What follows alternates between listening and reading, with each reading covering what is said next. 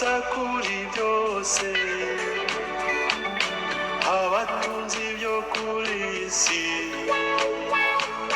basangire n'abashonje. Yesu nshuti y'abato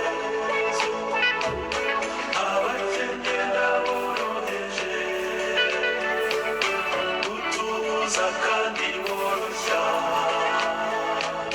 duha umutima wawe abo washinze abo bayobora bahitemo guca bugufi hana bayobora umutima wo kumvira mu rukundo. Yesu nshuti y'abato abakene n'aboroheje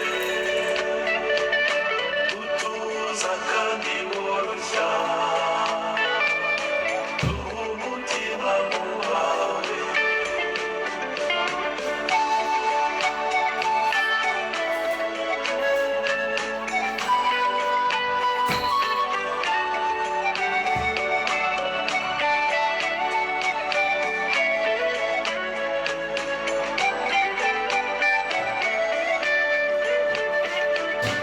Igihe tujyanwe na sekibi mu bibuza abandi amahoro,